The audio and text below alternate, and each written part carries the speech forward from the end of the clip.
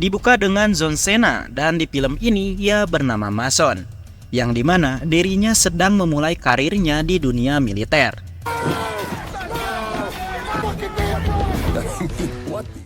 Karena Mason ini jagoan dan disiplin, akhirnya ia pun direkrut ke dalam pasukan khusus Angkatan Darat AS dan menikah dengan wanita yang ia sayangi serta dikaruniai anak perempuan yang lucu. So, I folded that hand. I found myself. Suatu hari, Mason mendapatkan misi untuk membunuh seorang pria bernama Penegas yang merupakan presiden dari negara Peldonia.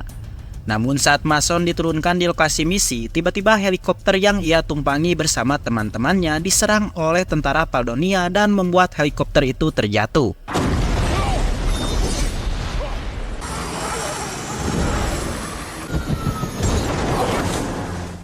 Akibat kejadian tadi, misi pembunuhan Penegas menjadi gagal total.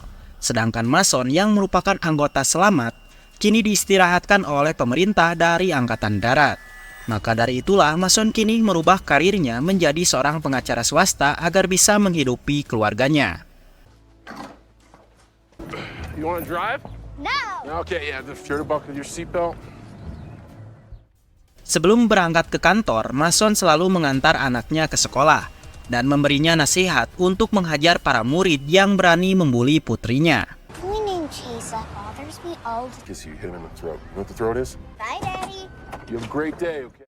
Sesampainya di kantor, Mason mendapatkan pelanggan yang memintanya untuk menangani sebuah kasus pencurian. They can't charge me those calls. I didn't make them.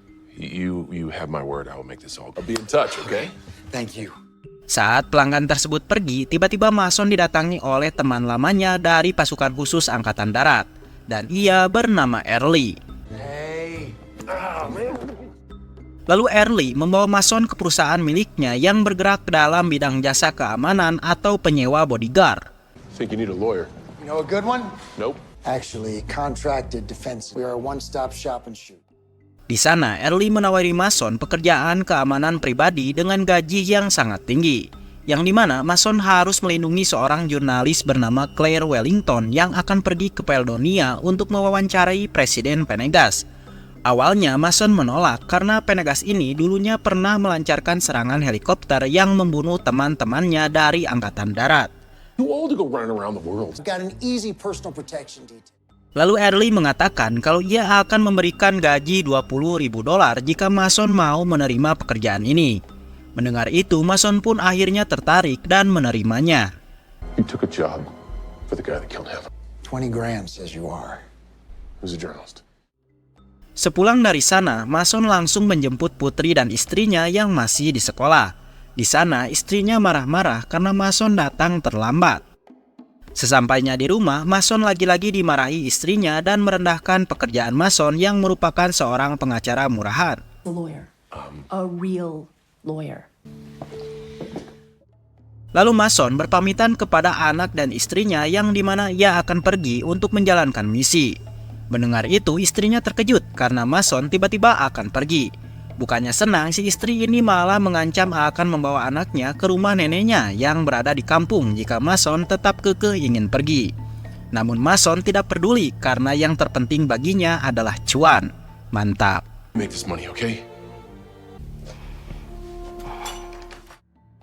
Keesokan harinya, Mason menemui Claire dan keduanya langsung berangkat ke bandara menggunakan mobil.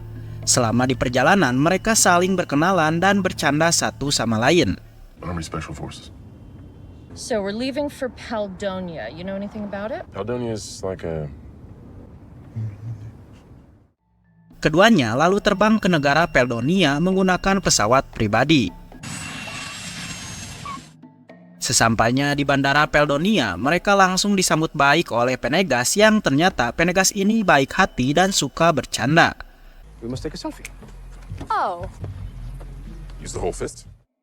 Lalu Penegas membawa mereka ke rumahnya untuk melakukan wawancara. Namun saat akan berangkat, Penegas mengatakan kalau ia kenal dengan Mason yang merupakan pasukan khusus Angkatan Darat, yang dimana dulu Mason pernah ingin membunuhnya. Namun Penegas tidak mempermasalahkan hal itu dan ia malah mengajak Mason untuk bercanda.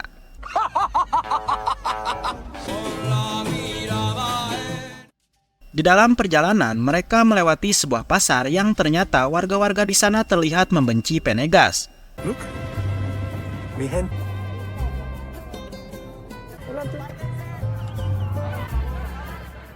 Setelah melewati pasar, Penegas berencana untuk membawa mereka ke pedesaan, yang merupakan kampung halamannya. Namun saat mereka melewati jembatan, tiba-tiba mobil salah satu pengawal meledak. Yang ternyata pelakunya adalah tentara bayaran yang berniat membunuh Penegas.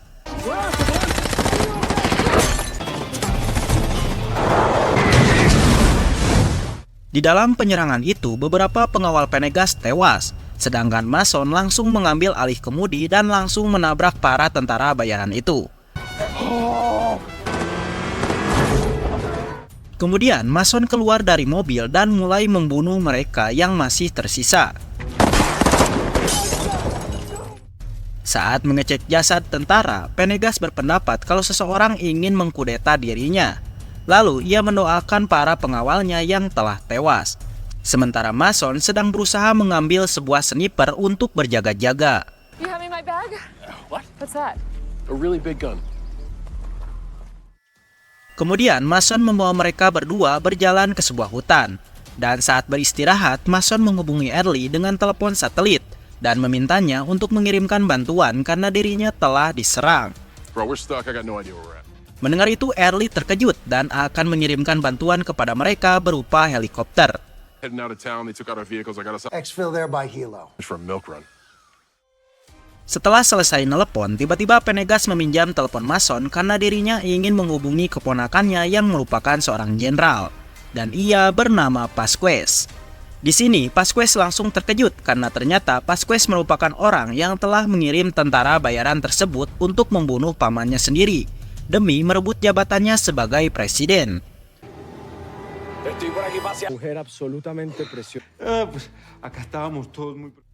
Menyadari Penegas masih hidup, tentu saja Pasquez jadi panik. Sí, no te preocupes, que nos vemos pronto. El tío no está muerto. Setelah mengambil kembali teleponnya, Mason membawa mereka berdua ke tempat yang tidak banyak pohon-pohonnya, guna menunggu helikopter yang akan menjemput mereka.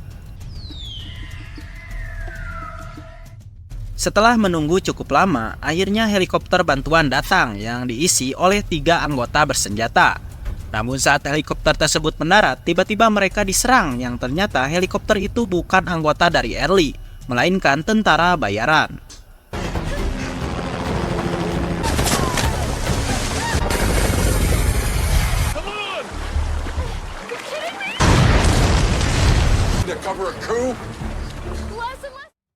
Setelah melewati sungai, Mason memutuskan untuk menyerang balik mereka menggunakan sniper. Pada akhirnya, Mason berhasil menembak si pilot dan membuatnya terjatuh.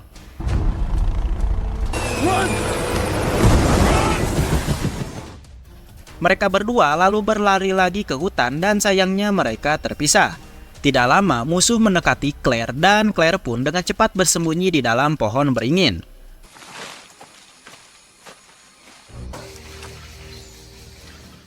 Namun sayangnya, ia tetap ketahuan oleh tentara bayaran tersebut.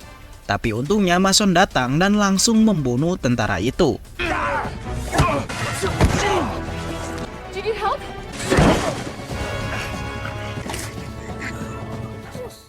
Tidak lama, tentara bayaran yang terakhir muncul sambil menodongkan pistol kepada Mason. Namun saat hendak akan menembak, tiba-tiba inilah yang terjadi. Sementara itu, Pasquez bernama pasukannya mendatangi jatuhnya helikopter. Ia lalu dihampiri oleh pemimpin dari tentara bayaran yang telah ia sewa. Dan pemimpin itu bernama Koe. Jadi di sini, Koe ini ternyata merupakan mantan angkatan darat dari Afrika. Dan mereka berdua telah membuat kesepakatan yang dimana jika Pasquez telah menjadi presiden Peldonia, maka Pasquez harus memberikan izin tambang emas bebas kepada Koe. Country remains secure. Yes. Sedangkan Mason dan keduanya akhirnya sampai di pedesaan kampung halamannya Penegas. Di sana ketiganya disambut baik oleh warga karena Penegas dulunya merupakan orang berpengaruh di desa tersebut. Di saat itu juga, Claire mulai mewawancarai Penegaz dan direkam oleh Mason. Di dalam wawancaranya, Penegaz mengungkapkan bahwa selama menjadi presiden, dirinya sering sekali mendapatkan ancaman dari orang-orang rakus yang ingin mengambil alih sumber daya Peldonia. Its mineral resources have been exploited by outsiders. The real power has always been in the hands of... You think an assassination attempt is scary? Jadi sumber daya yang diincar itu berupa tanah dari negara ini, karena ternyata mengandung sebuah logam langka yang jika dijual harganya pasti mahal cuy. Maka dari itulah banyak orang-orang luar ingin menyingkirkan Penegaz yang pastinya demi merebut sumber daya Peldonia. Namun sampai saat ini Penegaz tidak menyerah begitu saja, karena Peldonia sudah ia anggap sebagai rumah. Rare earth metals that are the core Setelah selesai wawancara, para warga mulai mengadakan pesta makan-makan untuk menyambut Claire dan Mason.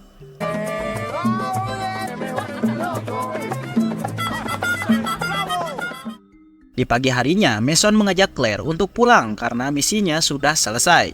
Namun Claire berpendapat kalau wawancara saja tidak cukup untuk membuktikan bahwa Penegaz merupakan presiden yang baik.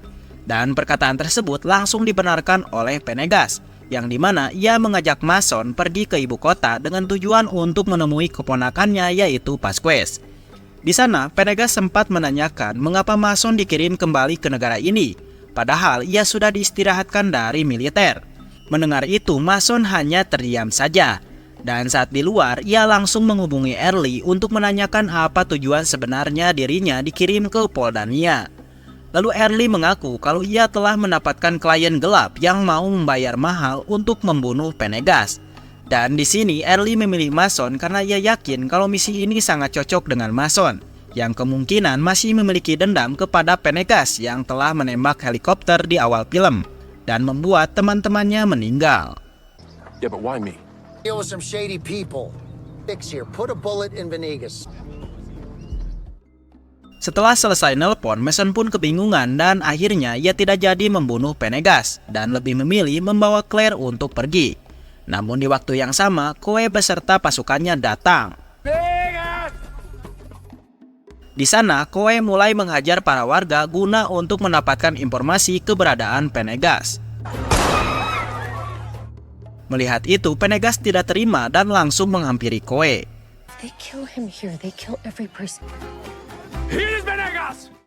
Sementara Mason memutuskan mengendarai kuda dengan tujuan untuk menyelamatkan Penegaz sambil diikuti oleh Claire dari belakang.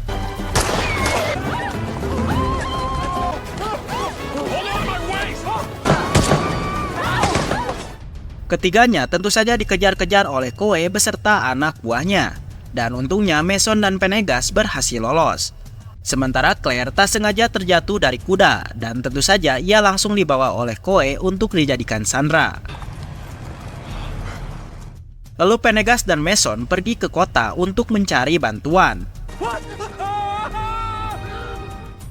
Di dalam perjalanan, Penegaz mengatakan kalau orang yang menembak helikopter di awal film bukanlah dirinya, melainkan tentara bayaran. Dan setelah kejadian itu, Penegaz didatangi seorang tentara yang mengancam akan mendatangkan helikopter lagi jika Penegaz tidak mau menandatangani izin sewa tambang di negaranya. Mendengar kejujuran tersebut, Mason pun akhirnya sadar bahwa saat ini dirinya telah dijadikan alat untuk membunuh Penegaz. Suddenly, a helicopter gets shot. Unless I signed off some new oil leak. It's crazy how all this is going down. We'll stop here for the night. And then... Sesampainya di ibu kota, mereka bersembunyi di sebuah gereja. Lalu Mason pergi keluar untuk menelpon Early dan menceritakan kalau Penegaz adalah presiden yang baik hati untuk masyarakat. Maka dari itulah Mason meminta Early untuk putus kontrak dengan pelanggan yang telah memintanya untuk membunuh Penegaz. Vegas, Yeah. I cut ties with the South Africans. Keesokan harinya Penegaz memanggil teman lamanya yang merupakan pasukan khusus. Di sana mereka membuat sebuah rencana untuk mendapatkan Claire kembali dari tangan Coe dengan cara menukar Claire dengan Penegaz. No fueron mis hombres los que te atacaron. Yo sé. Let us get away with anything. Setelah rencana sudah disusun, Mason mengadakan pertemuan dengan Coe, yang dimana Mason memintanya untuk menyerahkan Claire, sedangkan Coe meminta Penegaz. Colonel Cohorst, former South African SAS. This is Claude, my friend. Bring Princess Ericare. Namun saat Penegas berjalan menghampiri Koe, tiba-tiba ribuan warga muncul dan berlari ke arah Koe.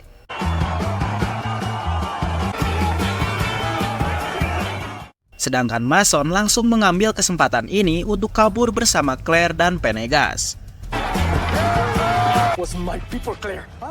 Setelah itu, mereka bertiga pergi ke istana presiden dengan cara melewati pintu bawah tanah yang sebelumnya telah dibuat oleh Penegas. Sesampainya di istana, Penegas menemukan Pasquez yang terlihat panik ketika melihat pamannya masih hidup. I'm live streaming this to the entire world. Lalu Penegas berusaha membuat keponakannya untuk tobat dan memintanya untuk memilih pamannya dibandingkan dengan orang luar yang sedang berusaha menguasai negara Peldonia. Paldonia deserves a better future. Pada akhirnya, Pasquez pun sadar dan lebih memilih bekerja sama dengan pamannya. Namun di saat itu juga, seorang jenderal datang dan langsung mengeluarkan senjatanya untuk membunuh Penegas. Tapi untungnya peluru tersebut mengenai kancing milik Penegas. Dan setelah itu, Penegas menembak balik jenderal tersebut hingga tewas. Namun sayangnya, Pasquez terkena tembakan di dadanya dan membuatnya mati.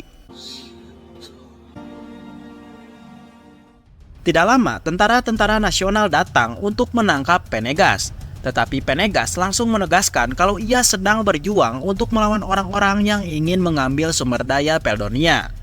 Di waktu yang sama, Koe beserta pasukannya datang. Sementara Penegas masih berusaha untuk meyakini para tentara dengan perkataan tulus dari hatinya. Mis hermanos. Por sus padres. Dan pada akhirnya, tentara itu pun berpihak kepada Penegas dan mulai perang dengan kelompoknya Koe. Tenemos que acabar con esta locura por esta tierra.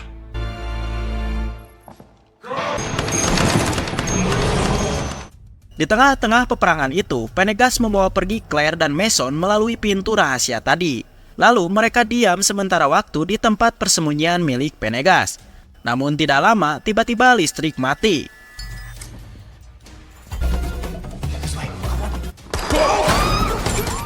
Menyadari musuh akan datang ke sana, mereka bertiga pun langsung berlari keluar ruangan untuk mencari bantuan.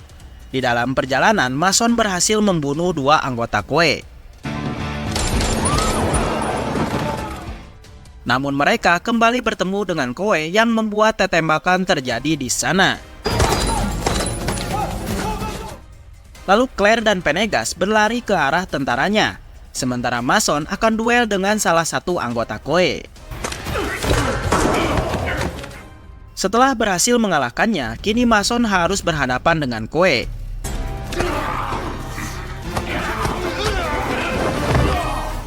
Dalam pertarungan tersebut, Mason terpojok karena Koe sangat kuat. Namun untungnya Claire datang dan langsung menghajar tenggorokan Koe hingga pingsan.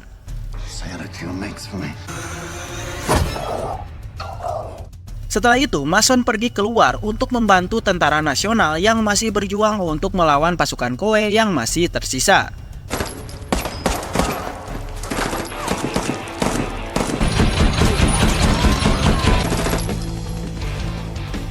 Di sana, Mason sedikit kewalahan karena pasukan Koe jumlahnya sangat banyak. Namun di saat itu juga, Early dan anak buahnya datang untuk membantu Mason menghadapi pasukan tersebut.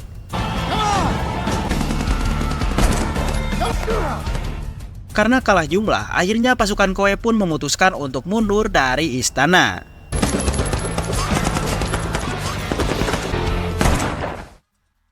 Beberapa hari kemudian, Claire membagikan video kegiatannya selama berada di Peldonia. Dan hal ini ternyata membuat para penyiar TV tertarik dan mengetahui kalau tentara bayaran telah mengincar sumber daya Peldonia. Lalu Penegas mengadakan jumpa pers untuk mengumumkan bahwa dirinya akan memundurkan diri dari Presiden Peldonia. Sementara istrinya Mason yang berada di rumah melihat suaminya ada di dalam TV bersama Penegas, yang dimana si istri merasa bangga karena Mason telah menjadi pahlawan bagi masyarakat Peldonia. Keesokan harinya Mason pulang ke rumah dan disambut baik oleh istri dan anaknya. Namun saat Mason akan mengantarkan putrinya ke sekolah, tiba-tiba ia mendapatkan pesan WA dari Pendergast yang mengatakan kalau ia telah mengirim uang kepada Mason sebagai ucapan terima kasihnya. Awalnya Mason tidak percaya karena Pendergast orangnya suka bercanda. Namun saat mengecek saldonya di ATM, ternyata benar Pendergast telah mengirim uang sebanyak 5 juta dolar atau kalau dirupiahkan menjadi 77 miliar rupiah. Mantap. Karena uangnya sangat banyak, Mason pun memutuskan untuk mengajak keluarganya liburan. Dan film pun tamat.